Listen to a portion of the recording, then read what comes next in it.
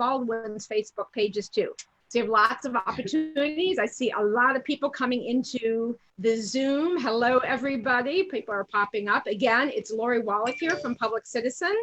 Thank you, everybody, for joining us. In just a moment, we're going to start our webinar today about how to have a more inclusive, fairer economy coming out of these triple crises that we're facing of racism, of economic inequality, and the COVID health crisis. And we're very honored today to have Senator Tammy Baldwin of Wisconsin, who's one of the leaders, not just identifying the problems, but the woman has come up with a bunch of really concrete solutions, and she is a fierce fighter for those in the Senate. So stand by. It looks like we have our first tranche of people from the waiting room into live, and our Facebook is live, my colleagues say. So I am going to welcome everybody officially now to our webinar. It's Lori Wallach from Public Citizen. Thank you for joining us. Today we have a webinar with Senator Tammy Baldwin, Democratic Senator from my home state of Wisconsin, and a great champion in the U.S. Senate for working people. And we have the Chief of Staff for the Machinists Union, one of our nation's leading industrial unions, Owen Herrnstadt. He's a guy who I've been fighting hip to hip with through decades of fair trade fights, as with the senator who before was in the House and was a champion on these issues. So you have a super strong team of Senator Baldwin and Owen Herrnstadt here who are going to help us think through how, after many of us have been joining the inspiring anti-racism protests, here we are entering another month of unprecedented global health and economic challenges because of the pandemic. And one of the big questions is, how do we come out of it better, stronger? The outcomes of the pandemic reflect the grave injustices that are moving people to the streets. Black and brown people have had a higher incidence of getting COVID, of dying from COVID, and the economic impacts for many of the workers who have been essential workers are also people of color.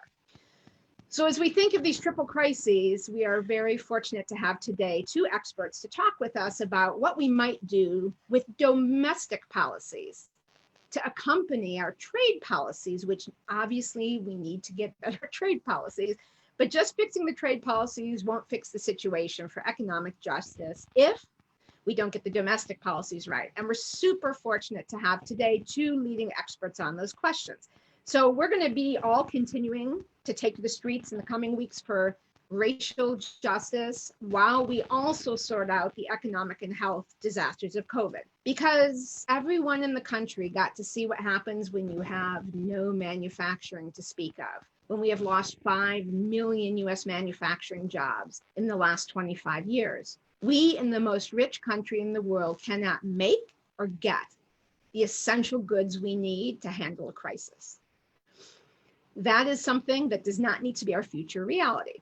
And so with Senator Baldwin, who's been one of the leading champions fighting for Buy American policies and other industrial policies to try and create the incentives to rebuild manufacturing, we are going to turn to her to give us an overview. One thing I want to flag for folks is in the chat, I just put a link of an article Senator Baldwin's staff brought my attention to from last year, which is a very important article from Current Affairs that talks about Milwaukee. Milwaukee, a city that was the recipient of the last wave in the 70s of people leaving the Jim Crow South, Black people, for manufacturing jobs. In the 1970s, half of African-American men in Wisconsin had manufacturing jobs, a lot of them union, a lot of the good jobs. And the mass outsourcing and the bad domestic policies we've had that gutted manufacturing have left an enormous scar in the employment opportunities for men of color in Wisconsin. So a very concrete example of the connection, and please take a look at that article about Senator Baldwin's home state as we now turn to Senator Baldwin, who's been a leader in identifying both the perils to our economy and to equality in our country of not having strong manufacturing. And she's been a champion in laying out the domestic policies, as well as she's fought for fair trade, that can make a difference. So Senator Baldwin, please, if may I ask you to give us an overview of both how you see the problem, if you could spotlight some of these very smart, common sense, powerful proposals you've come up with that you now are pushing to try and change the circumstances. And when she is speaking, because I'm in her beautiful state of Wisconsin, which is my home state, I'm going to actually turn off the spotlight so you all can enjoy listening to Senator Baldwin and looking at the beautiful lakes of her state in the background. Lori, thank you so much. I am really pleased to join you. And I want to just start by thanking you and Public Citizen for all you do to promote sensible trade policies and to protect American jobs. You know, as a Wisconsinite, a fellow Wisconsinite, I know you've seen firsthand much of what I've seen in Wisconsin over the last few decades. Not only what you're describing in Milwaukee, but elsewhere in our great state. And so much of what I'm going to describe is going to be very familiar to you. But the problems that you mentioned include the decline of manufacturing, the increase in inequality, and the economic or the economy becoming much less resilient. And as you said, all of these issues have been laid bare for all of us to see in recent months. And I think all are related to one another. And I think also all are a result of a few long-term trends. So let me just describe those trends that I find troubling, and then talk a little bit, as you mentioned, about solutions that we should be debating and advancing.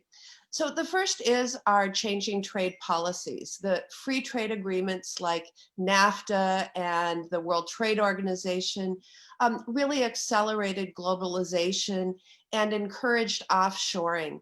I opposed NAFTA, and I opposed allowing China to become a part of the World Trade Organization. And I think that millions of manufacturing jobs that have gone to Mexico and gone to China make it clear that I and many of my colleagues were right to oppose those two moves, that were NAFTA and allowing China to enter the World Trade Organization. The second issue is the decline in union membership. With fewer unionized workers, worker power and voice is really reduced, and companies are able to offshore much more easily. And we could have a whole separate webinar and discussion on this topic alone, but I think it's so important that I just wanted to lay it out there because it's not discussed enough. And then thirdly, the fact is that Wall Street's power in this arena has grown. You know, it's influenced corporations to not think over the long term about, you know, being proud that they've been around 100 years and what is their plan to be around another 100 years.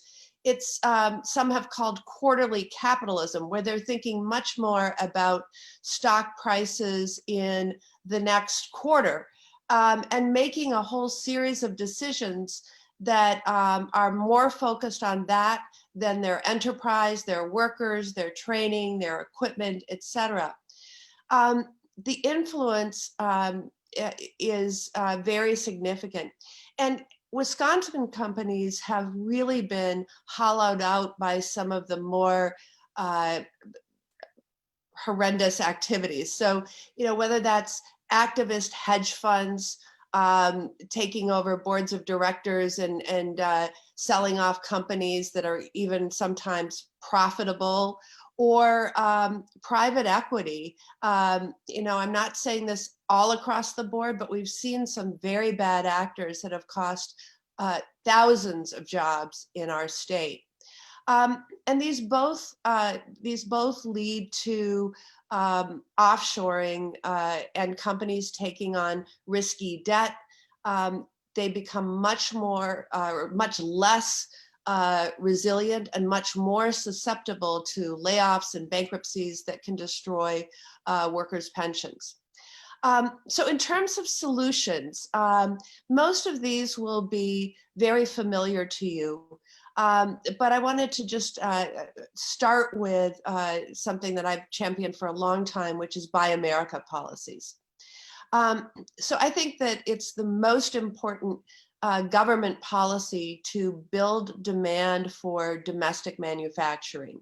And I've often been seeking during my time in the House and the Senate to insert Buy America provisions into legislations that will provide taxpayer funds to procure things or build things. So infrastructure and government procurement. Just this week, we are debating the Great American Outdoors Act in the United States Senate.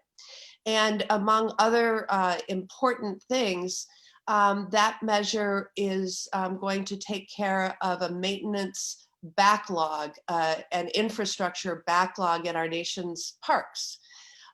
It's a multi-billion-dollar infrastructure and maintenance program.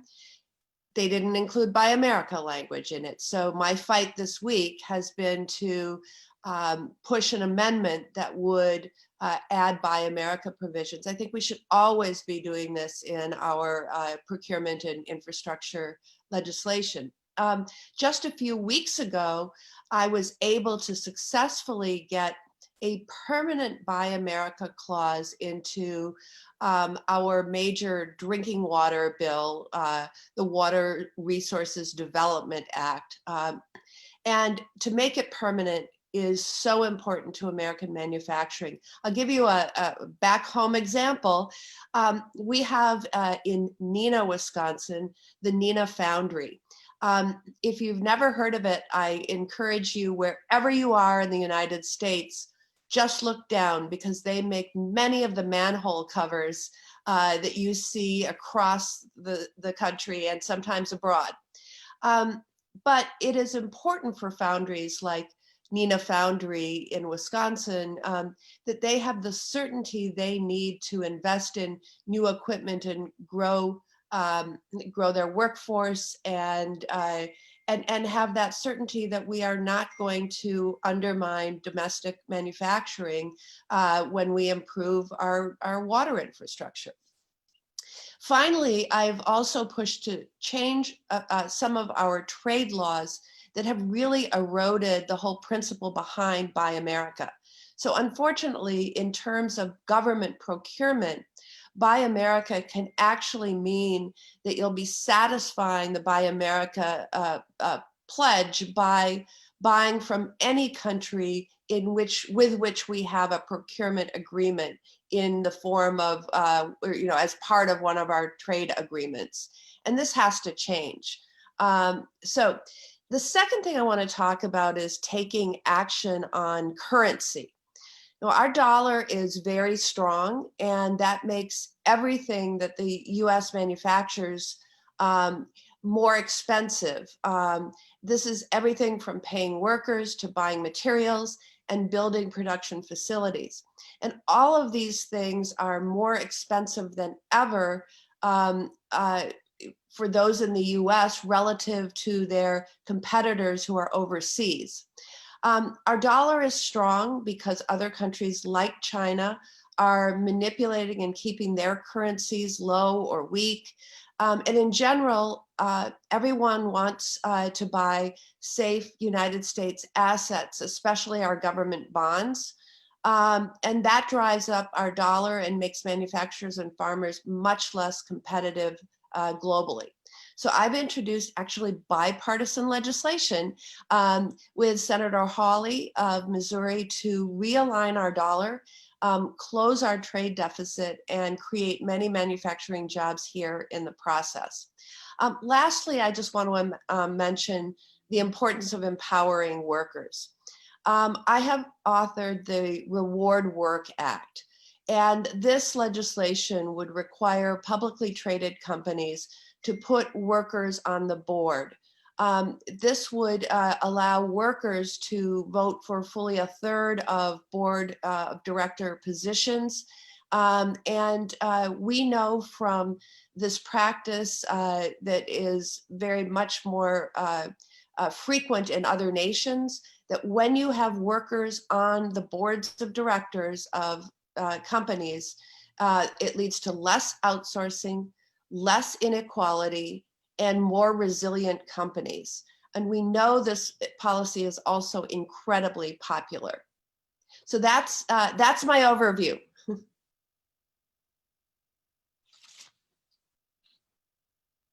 Oops, sorry, muted. That's incredibly helpful to give the lay of the land for folks to understand how powerful what the senator accomplished with that water bill. Buy American is something FDR put into place, and she's been a champion trying to close the loopholes. That's when the government procures something directly. But Buy America is a law about things like when the federal government gets states money, like for the water programs, to actually rebuild our pipe systems in cities. So that's a huge improvement to make sure that more of our tax dollars are being recycled into investing in US manufacturing revitalization and US jobs. And I am now going to bring in Owen Herrnstadt, who is one of our country's leading experts as well on these issues. He wrote a really interesting piece, which I'm going to ask one of my colleagues at Public Citizen now to put the link into the chat, at the Economic Policy Institute's blog, that laid out the set of domestic policies that the senator has also discussed that get to what we can be doing as well as fixing our trade policies to try and make sure we have the incentives domestically in our tax system, as the senator said, with currency, with how our procurement is done, try and maximize the strength of our domestic procurement, our domestic system, so that our procurement, our tax policies are strengthening manufacturing and strengthening unions. So Owen Herrnstadt, who is a lawyer and has been all over the world at all of the international forums on these issues and in the streets fighting for fair trade and for the workers of the Machinists, an industrial union that is strong nationwide, may I please turn to you to ask you to give us a little bit of a summary from your blog. Folks, I really recommend you read it because you have to learn more, but it'd be very helpful to give us the overview of these policies that could really make a difference. Owen, please. Sure, thanks, Lori. And let me just start off by saying what an honor it is to be on a webinar with Senator Baldwin, who's a true leader for U.S. workers, and to thank her for all of her hard work in the U.S. Senate. Before outlining some of the policy proposals for restoring U.S. manufacturing, I think it's really important to remember exactly where we are today. Where we are today can be summed up with one word. It's a mess. I guess that's 3 words, 4 if you count the it's. Unemployment is at 16.3%. If BLS hadn't made an error in its recent report, keep in mind, you usually double that unemployment figure for African Americans. More than 20 million people are unemployed, and that's a conservative estimate. In April, in one sector alone, manufacturing, we lost 1.3 million jobs, adding to, as Lori already mentioned, the 5 million manufacturing jobs that had already been lost. And with all those manufacturing jobs goes our industrial base and our defense capacity, our ability to produce the critical goods and equipment that are needed in chaotic times like now, the opportunity to develop innovative leading edge industries that we need for a robust and sustainable economy in the future. And of course, with it goes our middle class. To say that US manufacturing and US manufacturing workers have been badly hurt over the years, especially in the last several weeks, is to say the least an understatement. Restoring US manufacturing will take more than lip service. It will take all of the things that the senator just mentioned.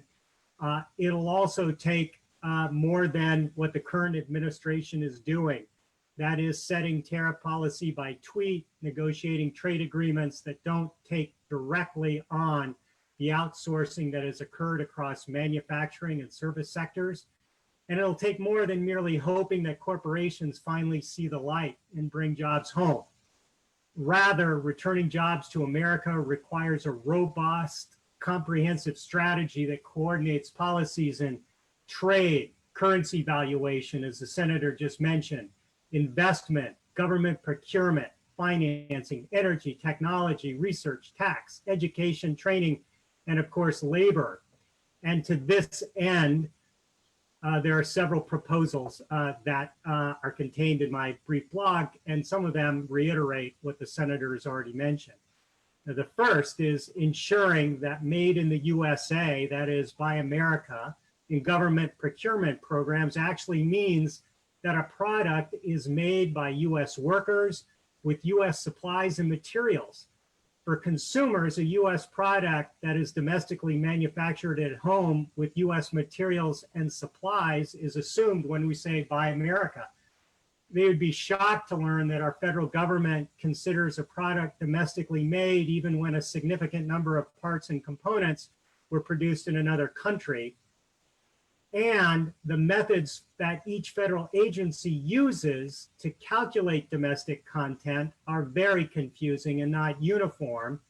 We ask basic questions. How is domestic content calculated? Does it include materials, production, assembly, and maintenance, or can calculations include intangible items like, well, like marketing and research and development and the value of intellectual property rights? We need to move for a very strong and uniform adoption of a consistent standard. We also need to limit the waivers that currently exist for Buy American rules on that. These waivers stunt any attempt for entrepreneurs to initiate production of certain goods because of waivers. There are also other waivers that need to be narrowly construed as well. We also need to look seriously at adopting employment impact statements for government contracts and grants and award determinations to maximize US job creation. We need to adopt a simple common sense policy that directly links domestic employment with those government grants and awards and contracts. One way to do this is to require a detailed employment impact statement as part of the decision-making process for government procurement contracts. The results reflected by the impact statement would be a significant factor in the final determination concerning the project or transaction under consideration. To assure that they would be used to create jobs here at home, federal agencies would have to report annually to Congress on how they've handled that. They would also need to require that those types of grants would indeed do just that. The third area is to create a US manufacturing investment bank. It would operate similarly to the US Export-Import Bank and give finance support to small, medium, and yes, even large businesses that need credit. But this financial support would be conditioned upon the direct creation and support of US jobs here at home. If you don't use it to create jobs, if you use it to outsource, you can't get that financing from the US Manufacturing Investment Bank on it. The senator mentioned the need to adjust currency misalignment policies. I won't go into that. We also need to eliminate tax incentives that encourage corporations to outsource production overseas. Certainly, if the administration was serious about it, it would support legislation to remove these tax incentives. One was introduced last year by Senator Sheldon Whitehorse and Representative Lloyd Doggett to do just that. It would tax income from overseas subsidiaries at the same rate that applies to domestic income, as well as do a bunch of other things. We also need to invest in leading edge and advanced technology here at home, but we need to make sure that that leading edge and advanced technology remains in the US so that production for the products that are developed with that taxpayer funded technology remains here at home. We're all too well aware of products like semiconductors, which were developed here, are now mostly produced in other countries. We can't let this happen again. I'll close with that, Lori. Thank you.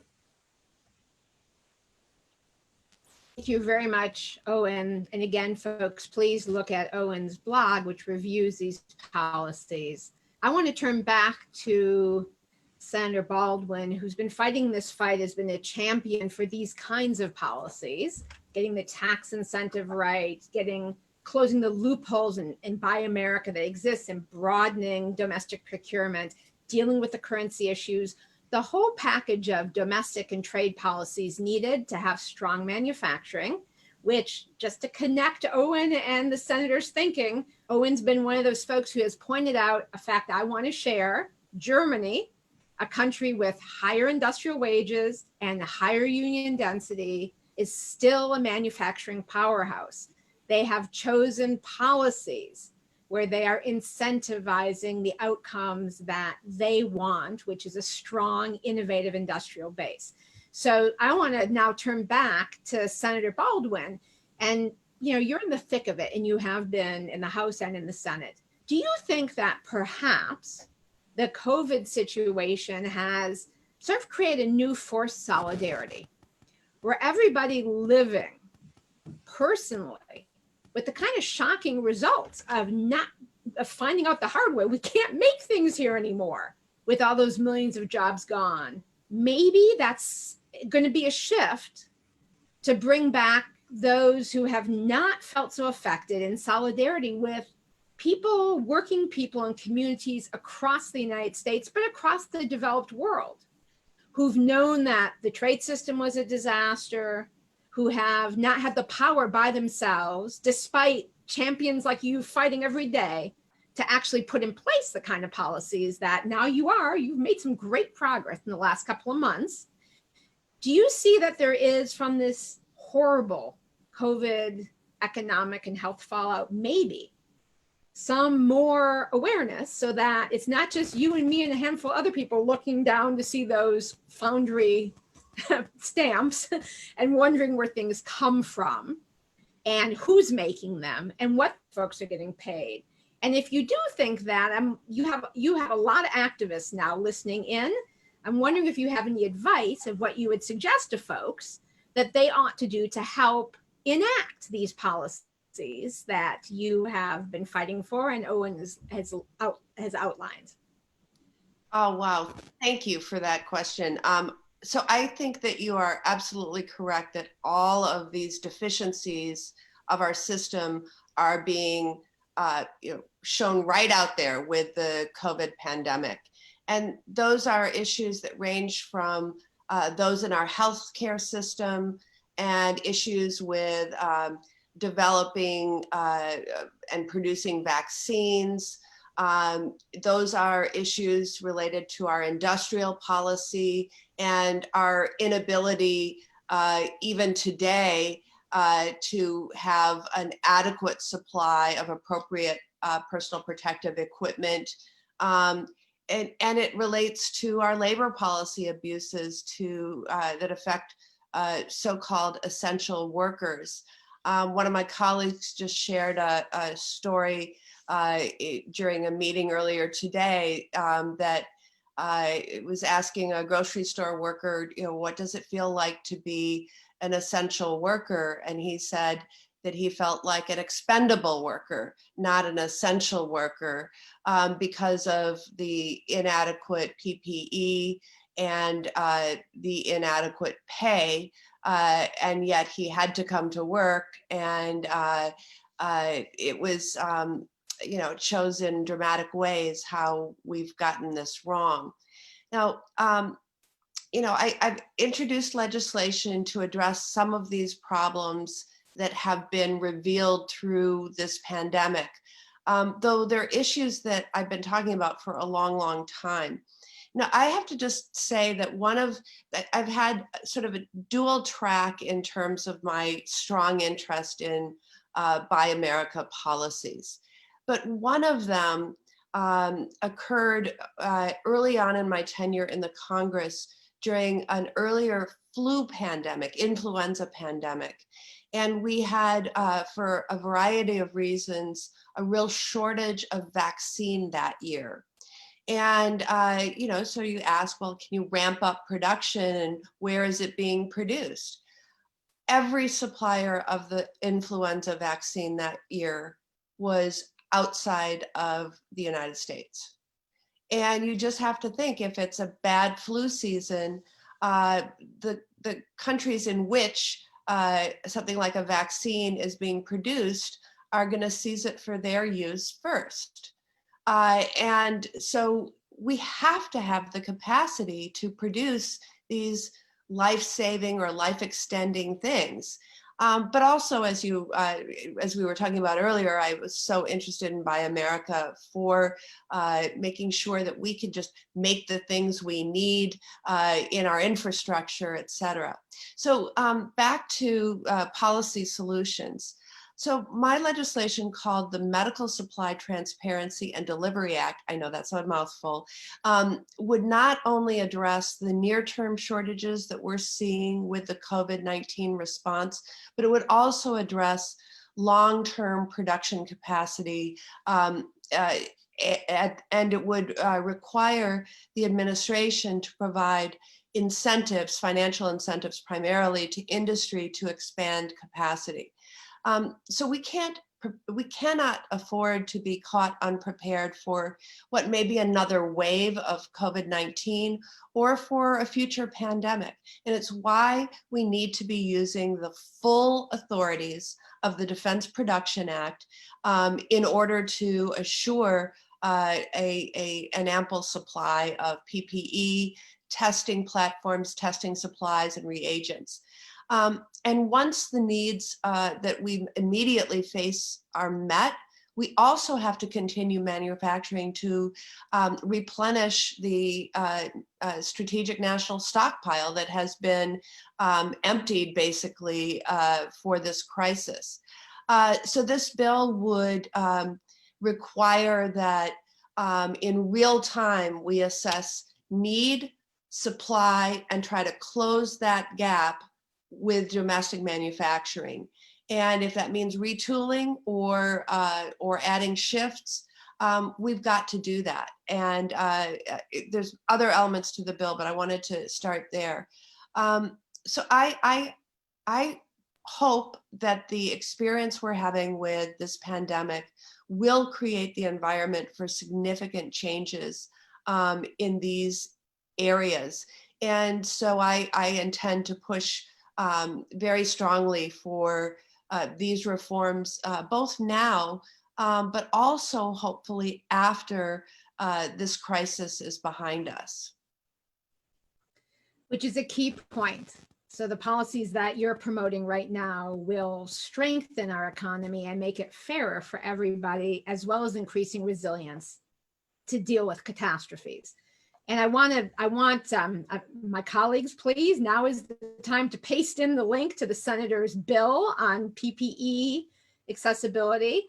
We have some really powerful tools the Senator has pointed out, not just with our procurement policies, but also with her current bill on the Defense Production Act. So one of the things in that bill about matching the supply and demand is the US government, again, one of the things about being the biggest honking economy in the world is we have a lot of purchasing power. So if the government makes long-term contracts, which is part of what the Senator's bill talks about, that authority in the Defense Production Act, we can actually create a demand for domestic production of stuff that's been otherwise outsourced.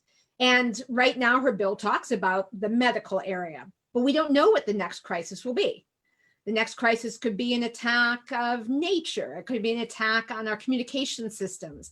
It could be an attack on the electrical grid. And we also haven't the capacity domestically right now, after these decades of outsourcing, to be able to quickly gear up to provide ourselves with something that rightfully countries are going to look for their own first. So if there's a major global disaster, we're not going to be first in line to get the stuff that we need if we can't make some of it.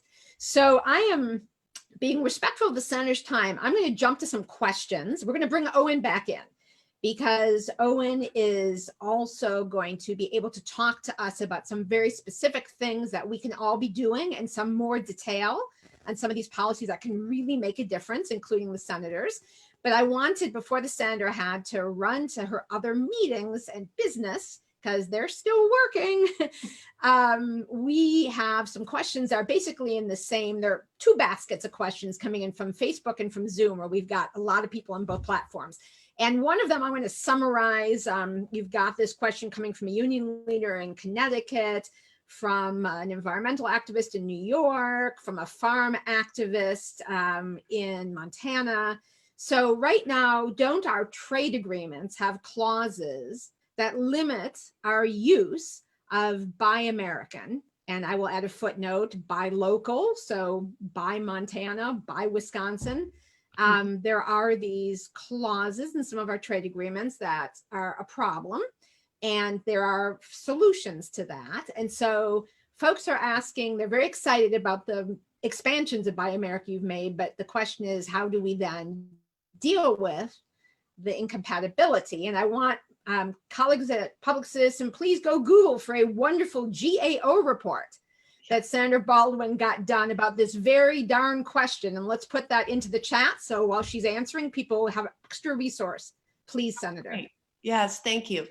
So yes, a lot of our trade agreements give have sections on the other countries being able to bid if we are procuring items or services. And those trade agreements, bilateral or multilateral, often say that you should receive the same preferred treatment in your bid as a domestic manufacturer would. So basically, the argument at the time that these trade deals were being negotiated is that one of the largest markets in the world is US government procurement. And if they're not eligible because we have Buy America requirements, they want in. They want in the action. And so that has really undermined domestic manufacturing if manufacturing in other countries is considered domestic, even though it isn't. I'll give you, maybe this is an odd example, but we're from Wisconsin, so we get this. Wisconsin's the #1 producer of paper in the country. We have a wooded north. You can see some of that in the setting behind Lori. And we so we make all sorts of paper products, and the government procures a lot of paper, and it has come to my attention that because of several of our trade agreements, they don't procure it domestically. Oftentimes, they procure it from other countries with whom we have bilateral or multilateral trade agreements. And that has really hurt our paper industry.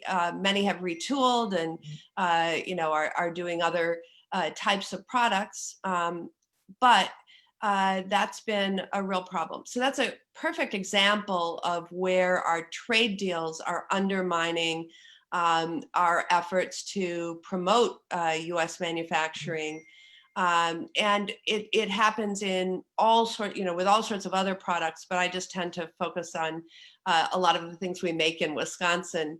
Not surprisingly, it's really challenging to do something about that. But one of the things you mentioned was to spread knowledge about it. So in my early days in the US Senate, I teamed up with Senator Jeff Merkley, and we asked first of all, when was the last time that the Government Accountability Office had done a thorough review of all of our trade deals and its impact on Buy America policies and manufacturing. And I'm glad you put up the link because people can look to it for themselves. But it has a negative impact, and we've got to step up and try to lessen that negative impact. Certainly prospectively in trade deals, but even looking back to make sure that it's not, again, leading to outsourcing. So thank you for that. We've got another related question. I just want to flag for folks that the senators asked a very smart question. What's the impact? And the OMB in their report answered it, but kind of did like the PG-13 version. They didn't keep all the gory, gruesome stuff in there because they did admit that the US gives away a lot more market access than the other countries, but they didn't do the actual math then of how much stuff, basically how much of our tax dollars are being outsourced. They didn't actually go dig through the nitty gritty, which is data that is very hard to dig out. But here are two factoids for all the activists to know. Number one, right now, the President of the United States, Mr. claiming to be Buy America, Hire America, has unilateral authority to actually change the waiver in domestic regulation that implements those darn waivers in the trade agreements. So there've been a bunch of questions saying, how do we avoid the WTO tribunals? How do we avoid the FTA rules? The way you do it at this point is a president of the United States who would be supportive of the kind of agenda the senators laid out changes the damn regulation and picks the fight. Because what it will lead to is a renegotiation of those terms, which is what the senators in asking for that study were trying to make the point. We have a very lopsided arrangement where we're giving a ton and we're not getting very much. It just, even if you don't think Buy America is a thing, it's a bad economic deal. We're not getting as much as we're giving away as far as market access. So the president right now, just by regulation, could do that. And number two, the WTO's procurement agreement is the one agreement in the entire WTO that you can get out of with no penalty. So the president of the United States currently has the ability to stop the entire problem by getting out of the WTO agreement that limits the application of Buy America and then change the domestic regulation. And that has not been done. So I just will throw out a big hypocrisy warning there, given what the guy says, but he could be doing that right now. And the senators, Senator Merkley and Senator Baldwin, provide the data that makes it a very clear thing. You should do that. So the final question, and I'm going to compile a couple of other ones, has to do with it, probably something Owen's going to talk more about, which is closing the loopholes. So coming from the United Food and Commercial Workers is a question that talks about currently the USDA's Food Safety Inspection Service allows imported meat to be labeled as a product of the United States as long as it is minimally processed, which sometimes means merely repackaging. So taking a big frozen side of beef and cutting it into pieces. UFCW support a rulemaking petition that would have closed this loophole. The administration hasn't done that. The question is, do you have thoughts about that? Do you have, what is your thinking about those kind of stunts? And do you have ideas of ways to fix it? Because that's part of what you've been getting at with the Buy America rules. Absolutely. Well, certainly Buy America rules requires accurate labeling of products. And the UFCW has raised a really critical one related to food. And I would note that that's not just meat, for example. We have those issues occurring, mislabeling food. And frankly, when it comes to food, our food supply, there's many additional reasons why we want accurate labeling. People care deeply about what they consume and they want to know what's in it and where it's from. And so those things have even added meaning when we're talking about part of our food supply. But there's other consequences to falsely labeling or relabeling it. We have something called transshipment, where you might have a product that's largely manufactured in China. It is sent somewhere else where it's repackaged and labeled with that country, but we might have a different tariff or tariff arrangement with the second country, so it kind of comes in, say, tariff free. There's a lot of issues now, by the way, with regard to online marketing. I've just introduced the COOL Act.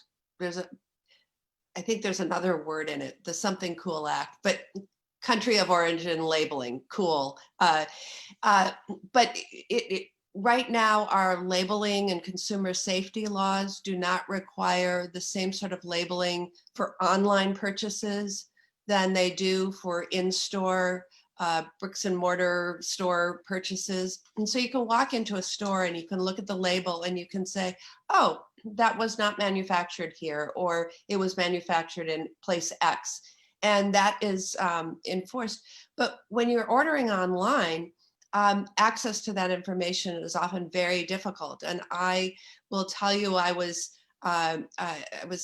very surprised to order something from a U.S. company, and when it arrived, it was labeled inside. The product was labeled "Made in China," and I had no idea when I was ordering the product that that's what I was going to see.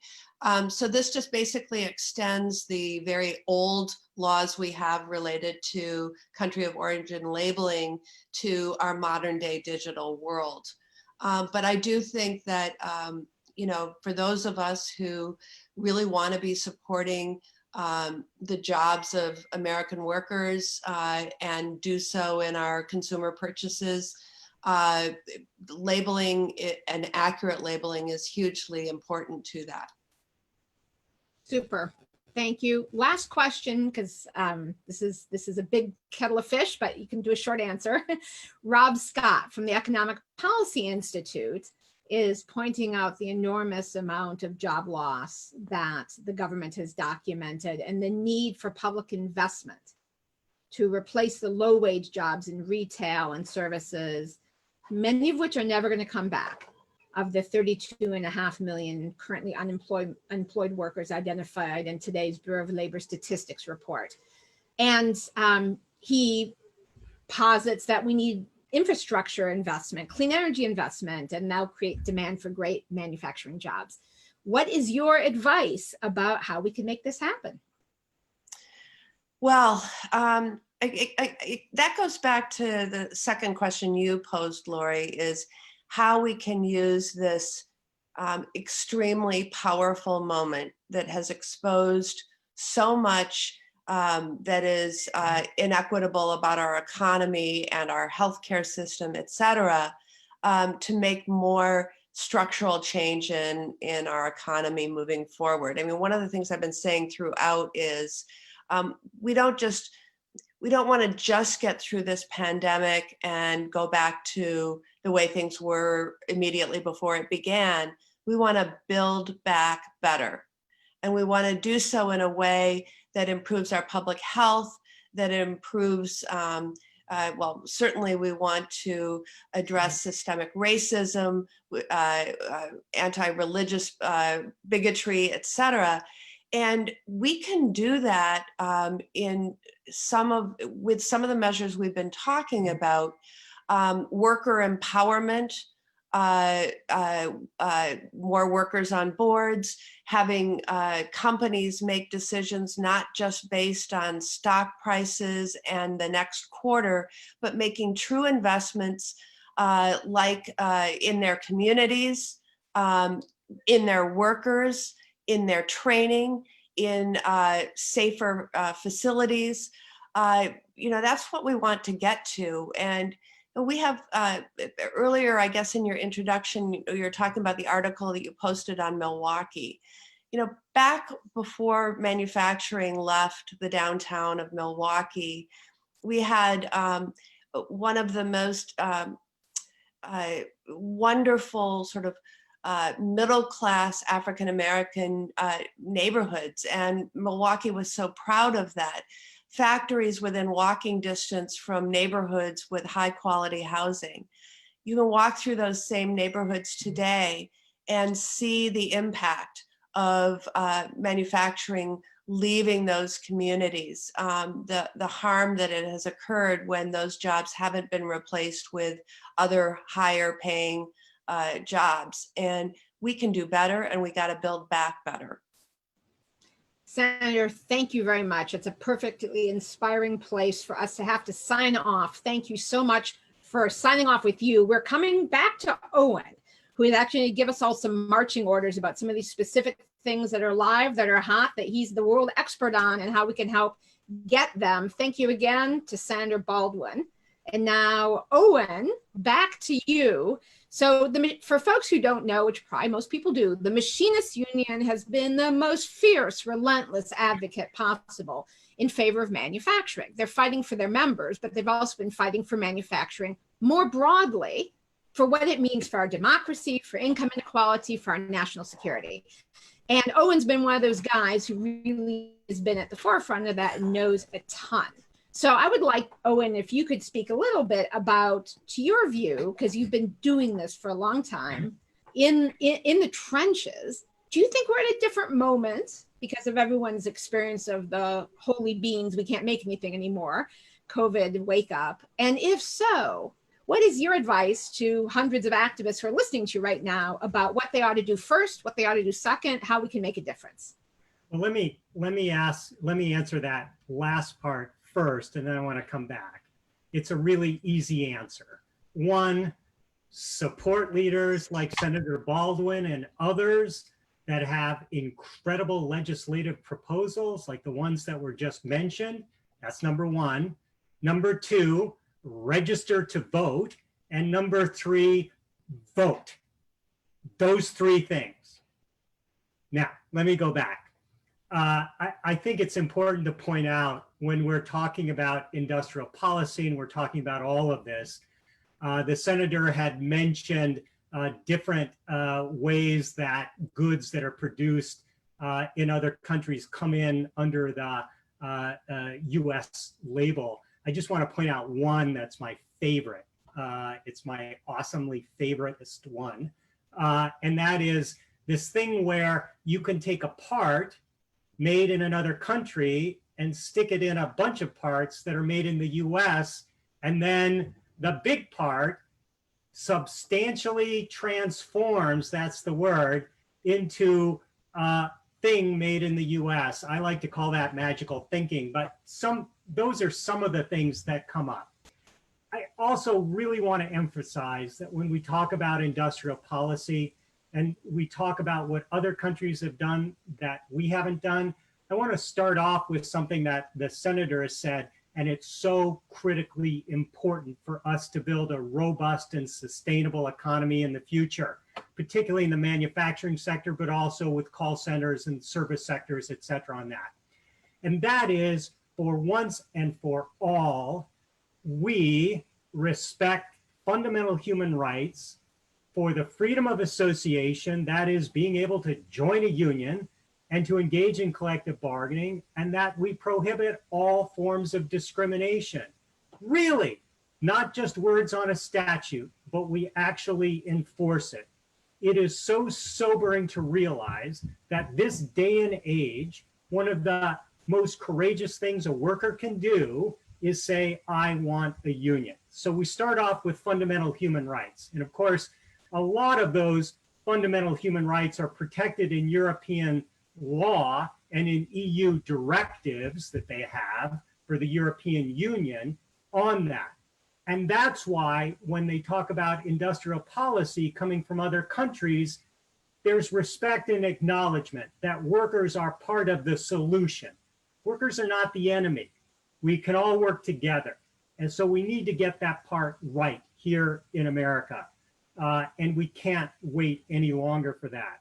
We also need to enforce our protective labor laws. A lot of people have asked during this COVID-19, where is OSHA? I don't know where OSHA is, but I know where they should be. They should be promulgating emergency temporary standards, real standards, enforcing a general duty clause that protects workers that have to work and that are in fear of their health and their life, and that are being forced to choose between their job and their health. And that's just simply wrong. And that's why we need an enforceable OSHA there. But we need to do much more in terms of industrial policy. We need to make sure that we have the right technology, that workers have the right skills, that jobs are being filled, that wages are not so low that nobody can afford to take a certain job. We need to reanalyze things in the service sector, like why is there tipped wages where workers get, like, I believe $2.13 an hour and then have to rely the rest of it on tips? Why are we still doing that this day and age? So we need to do a lot of things, and we need to do them very quickly. I'm very mindful of what China has done, in terms of Made in China 2025 and their ability to target key sectors like aerospace, technology, and many others on that. We're very well aware of what Mexico is doing by targeting industries like aerospace and call centers and the thousands of jobs that have been siphoned off of the US to Mexico to take advantage of low wages and, yes, fundamental lack of fundamental human rights, like I just mentioned on that. So all of those come into play when we talk about a decent industrial policy. I want to just leave you with this part one, because you may have another question. But that is, it was very, very sobering when a Pentagon official several days ago at the beginning of COVID acknowledged our dependence on supply chains in Mexico, particularly for aviation products on that. But they got the response wrong. The response was to talk to Mexico about reopening those supply chains instead of why are those very critical supply chains in Mexico in the first place? And also, why are you demanding that a country force workers back to work under unsafe conditions that have been promulgated by COVID-19? That's simply unconscionable. As the senator said, we have been demanding that all workers get proper PPEs, sanitized workplaces, and that employers commit and actually follow through on enforcing and implementing CDC guidelines. That is a perfect place to pose this question, which comes from Laura Peralta, who's with the Network Catholic Social Justice Lobby. And I want to just applaud what you just said while then asking this question from Laura, which is, how do we translate the wonkiness of many aspects of these issues of industrial policy and trade to folks outside of our networks and outside of the labor movement even, particularly with communities of color who are on the front line of those being deeply impacted? I think that's the question of the times, and it's really excellent. And I don't have all the answers for that, but I think folks out there do. And when we're talking about things that people can do, one of the things people can do is take all of this stuff that some folks like me have trouble explaining at less than 30,000 feet and explain it and put it together and share it with everybody so that we can have a common message. We talk a lot about fundamental human rights. I'm not sure people know what fundamental human rights are, but they sure know what it's like to have a bully as your employer and to not be able to get decent wages from an employer because you've got absolutely no power. But they know that if you can combine with somebody else in the workplace, not only do you have a friend and a colleague and a brother and a sister, but now you've got something that an employer may actually have to deal with on that. But it's that and other things that we need to, we need to get our act together. I couldn't agree more on that question. Thank you, Owen. Two questions of a sort of a related theme from Liz at the Greater Boston Fair Trade Campaign and from Harriet from the Trade Justice Alliance in Florida. And that is, how do we basically support our country and domestic companies and domestic production and rebuilding here without demonizing China? And many members of Congress and all of the presidents, Democrats and Republicans, have supported outsourcing by supporting bad trade agreements. We can't blame China for that. We did it to ourselves. And we've had systematically currency, another part of the question, which also is coming from a third person. We've had currency policies under Democrats and Republicans. Even this Republican who talked about right away getting down on currency and indicting China as a currency manipulator. We continue to do nothing, even the things we can do unilaterally, on a bipartisan basis. So how do we, basically recognizing that workers are on the losing end without demonizing people in other countries, demonize basically the bad policies, or take responsibility for the crappy ones we have at home and fix them? Well, let me start off by saying no one should ever be demonizing workers and people in other countries. Fundamental human rights are go over the world over. That's why they're called international human rights. So wherever anyone is in the world, they have a right to all of those things that I just mentioned, and then some, and many that I haven't. So that's first of all. Second of all, demonizing other countries, I'm not quite sure what that gets us, but I do know what's productive, and that is getting our own policies right. And that's why we focus on what we can do here, getting our own policies right. And that's why we've mentioned so many of the things that have been mentioned this afternoon. But that's where our focus is, because we can control what we do. And that's what we need to be doing. That's a perfect place to stop, and that's exactly spot on. I'd like to send people for more information both to the Machinists website, where they have a great globalization and trade section that includes some terrific videos. Also to Rethink Trade, www.rethinktrade.org. That's a project of Public Citizen, and it's about doing exactly what Owen just said, which is figuring out what the heck can we do that we have control over vis-a-vis our trade policies, our tax policies, our procurement policies, our investment policies, our what are called rules of origin, what we count in and out for what kind of product. And those are things we can actually, as active citizens, vote, as Owen said, but also as citizen lobbyists with our House members and our senators, who sadly are not all as forward-thinking or right-thinking as Senator Baldwin is about these kind of policies. Also, tradewatch.org. If you want to get down in the weeds about those waivers I talked about procurement and the president's authority to change it, go to tradewatch.org. So those three resources, and a big thank you to Owen, and in absence to the Senator Baldwin. This has been a really useful conversation. Thank you to all of you for your excellent questions and your attention.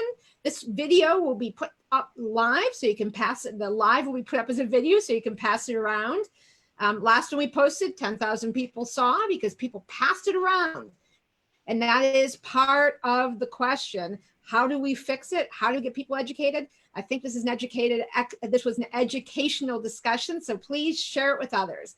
Thank you again to all. And with that, I bid you adieu. Bye, everybody.